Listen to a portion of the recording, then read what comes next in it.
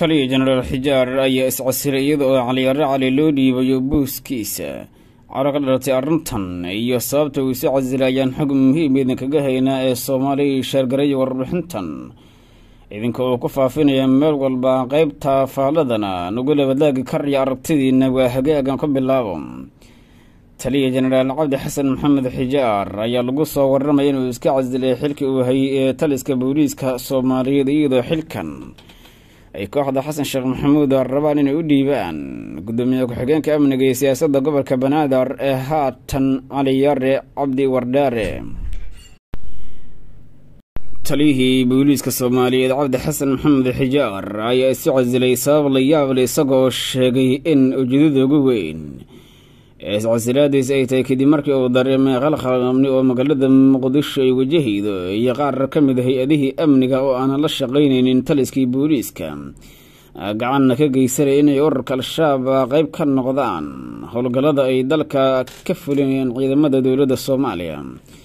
jenaraal cabdi xasan maxamed xijaar ayaa waxa uu sheegay in markii uu xasan sheekh maxamuud dhowr jeer la wadaagay cilada baahsan halka ay ka jirto iyo sababta qaraxida isdabajooga ee magaalada Muqdisho ka dhacayaan inuu dhag jalaq u siin waayay inuu tixgeliyo soo jeedinta saraakiisha ciidanka booliiska. taliya cabdi xasan maxamed xijaar ayaa waxa uu sheegay in cilada ugu weyn ee ka jirta wada shaqayn la'aan ka dhex taagan hay'adaha amniga gaar ahaan hay'adda booliiska iyo hay'adda nabadgelyada istidaanka qaranka isagoo tilmaamay in markaasi Mahad Salaad uu diiday inuu la shaqeeyo hay'adaha ammaanka dalka isla markaana uu la wadaago xogaha amniga hay'adda nabadgelyada ay heshay sidoo kalena ciidanka booliiska Soomaaliya iyaguna hay'adda nabadgelyada la wadaagaan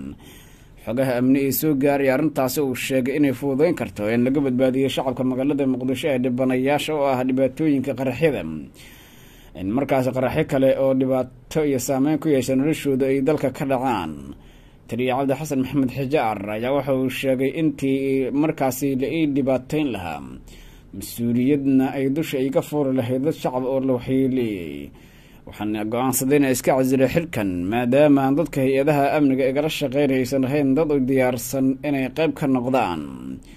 in markaasi dagaalka lagula jiro ururka al-shabaab uu noqdo mid loo midaysan yahay. waxa uu sheegay markaasi ninka lagu magacaabo taliya xijaar in Mahad Salaad oo dhowr jeer kala hadlay in amniga magaalada Muqdisho ay ka wada shaqeeyaan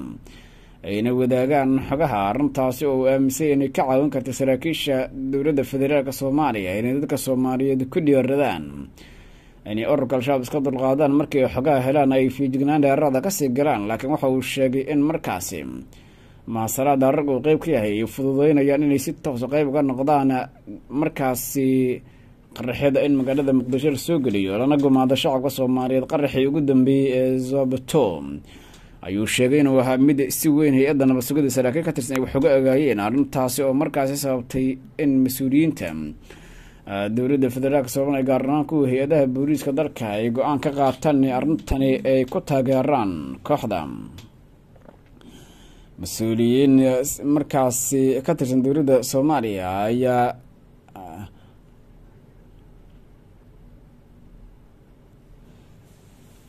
maamulka galmudug ayaa waxay ka sheegteen guulo waaweyn dagaalkii ka dhacay deegaanka Qaayib iyadoo dhaqaaqyo xoogan ay ka socdaan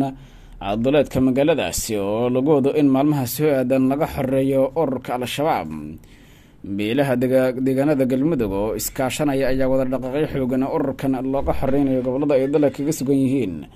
gaar ahaan deegaanada kala duwan ee ku yaala gobolka Galgaduud oo ay ka mid yihiin Qaayib, Wisil iyo sidoo kale deegaano kale oo hoostaga gobolka.